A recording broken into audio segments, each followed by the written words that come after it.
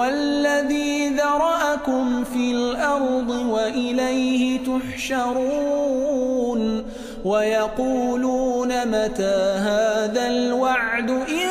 كنتم صادقين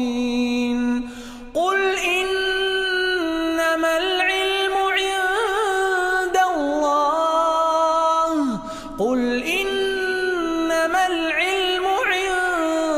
الله وإنما